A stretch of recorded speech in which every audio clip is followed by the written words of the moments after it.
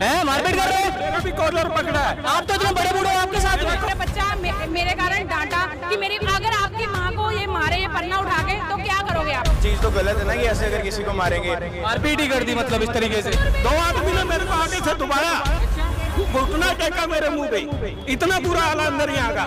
मिलेगा, देखो प्रचार भी पैसों में बांट रहे हैं। ये तो बहुत बुरी हालत है यहाँ पर। पिछली बार मेरे साथ भी ऐसा हुआ कि बाई चांस गलती से ना चाहते हुए वहाँ के। आज बांके बिहारी मंदिर में गोस्वामी जी ने एक परिवार की बुरी तरह से पिटाई कर दी। इस बारे में प्रेमानंद जी क्या कहते हैं? बांके बिहारी मंदिर में आए दिन कुछ न कुछ गलत सुनने को मिलता है। आज ही की बातें देखें तो बांके गोस्वामी जी ने वृद्ध लोगों पर हाथ उठाया, महिलाओं पर हाथ उठाया। सोचो उनके बच्चों पर क्या बीती होगी जब बच्चों के सामने उनके माता पिता को अपमानित करके उनके साथ मार पिटाई की गई होगी। बने रहें हमारे साथ वीडियो के अंत तक, हम देंगे पूरी जानकारी, मिलवाएंगे आपको उन परिवारों से जिनके साथ ये हादसा हुआ। वीडियो को लाइक करके चैनल को सब्सक्राइब कर लीजिए। हम बता रहे हैं आज बांके बिहारी मंदिर की, जहां लोग पूरी दुनिया भर से बांके बिहारी जी के दर्शन के लिए आते हैं, लेकिन जब वे वृंदावन आते हैं तो अपने साथ कुछ अच्छी और कुछ बुरी यादें साथ लेकर जाते हैं। अब आप सोच रहे होंगे बिहारी जी के घर से लौटकर बुरी यादें क्या होंगी। हम अभी वृंदावन में ही हैं और मैंने जो यहाँ पर अनुभव किए हैं वो मैं आपसे साझा कर रही हूँ।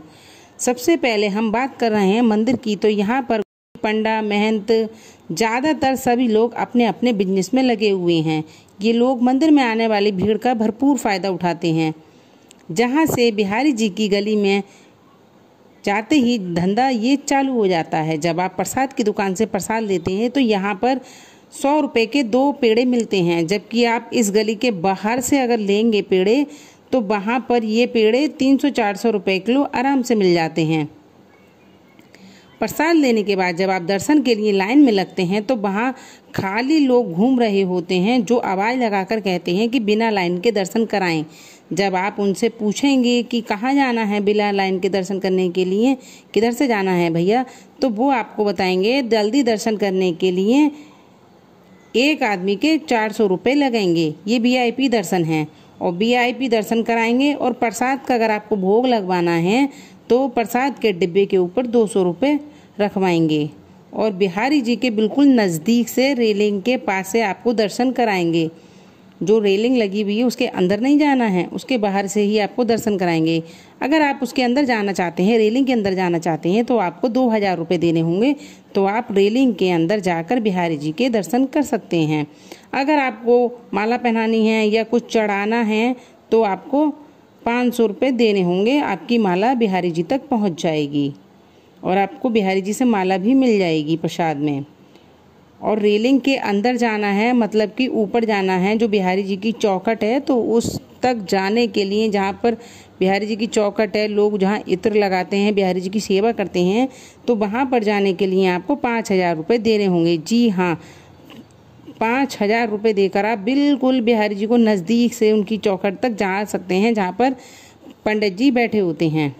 अब आप बताइए कि बिहारी जी किससे मिलें, किससे ना मिलें, किसका भोग स्वीकार करें, किसका ना स्वीकार करें, किसकी माला पहने, किसको अपना प्रसाद दें, किसको अपनी माला दें, ये सब डिसाइड कौन करेगा? ये सब डिसाइड कर रहे हैं वहाँ के एजेंट, वहाँ के पंडा, वहाँ और जो वहाँ फालतू लोग घूम रहे हैं वहाँ के एजेंट, ये सब वो तय करते हैं।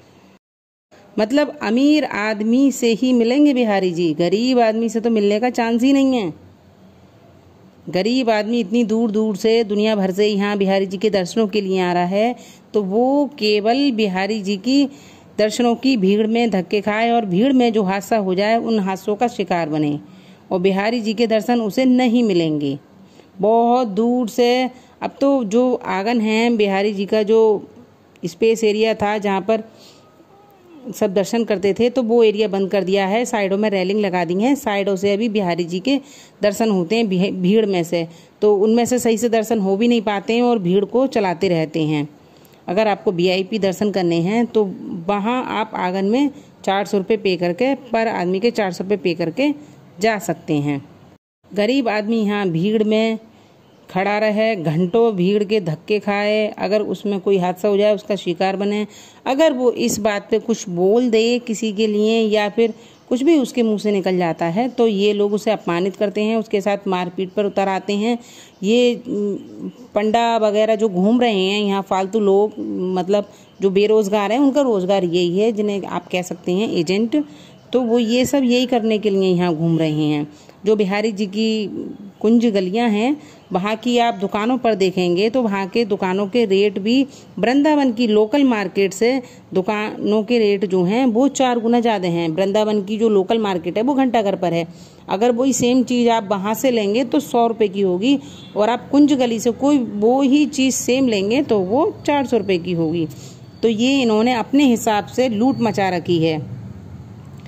वृंदावन के लोगों ने, ब्रजवासियों ने, जो कुंज गलियों में रह रहे हैं, तो उन्होंने अपना एक गढ़ बना लिया है और जहां ये अपने हिसाब से लूट कर रहे हैं।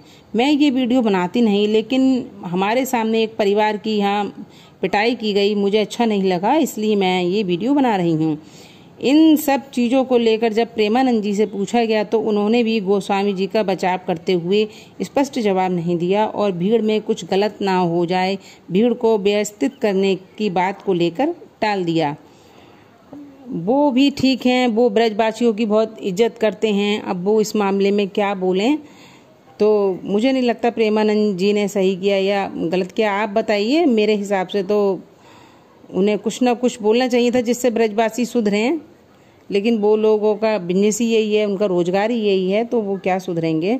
भीड़ को देखते ही सरकार ने नए सिरे से सब कॉरिडोर बनाना चाहती है और भीड़ की भगदड़ से यहाँ कई बार बड़े हादसे हो चुके हैं, लेकिन यहाँ के जो ब्रजवासी हैं वो बिल्कुल नहीं चाहते हैं कॉरिडोर बने। यहाँ सभी ब्रजवासी कॉरिडोर के विरोध में हैं और यहाँ सरकार कॉरिडोर बनाए, अगर सरकार कॉरिडोर बनाएगी तो ये लोग धमकी देते हैं हम ये कर लेंगे या वो कर लेंगे, और यहाँ की औरतें भी निकल आई हैं, कॉरिडोर नहीं बनने दे रहे हैं। उन सब का यही मोटिव है कि यहाँ अगर कॉरिडोर बनेगा तो ये जो एजेंट घूम रहे हैं, पंडा घूम रहे हैं, गोस्वामी और ये सब बने घूम रहे हैं, ये सब का जो बिजनेस है, जो VIP दर्शन करा रहे हैं, भोग लगवा रहे हैं, माला चढ़वा रहे हैं, जो अलग अलग लोग घूम रहे हैं, पैसे ले रहे हैं, तो इन सब के जो हैं ये रोजगार बंद हो जाएंगे।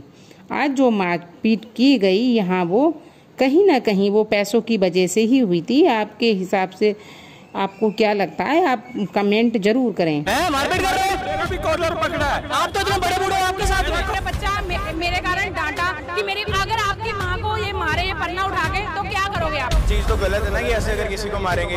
मारपीट ही कर दी मतलब इस तरीके से। 2 आदमी ने मेरे को आगे से दबाया, घुटना टेका मेरे मुंह पे, इतना बुरा हाल अंदर ही आ गया। ठाकुर जी को भोग लगा शिकंजवी का, तो हमने कहा दे दो, हमें भी प्रचार 20 रुपए दो तो गिलास मिलेगा। देखो प्रचार भी पैसों में बांट रहे हैं। ये तो बहुत बुरी हालत है यहाँ पर। आपके हिसाब से कॉरिडोर बनना चाहिए या नहीं, आप मुझे कमेंट में ज़रूर बताएं। और ये जो बुजुर्ग लोगों के साथ आज मारपीट की गई है, उनके लिए आप 2 शब्द प्लीज़ ज़रूर कहें। मेरा वीडियो बनाने का मकसद किसी की भावनाओं को आहत पहुंचाना नहीं है।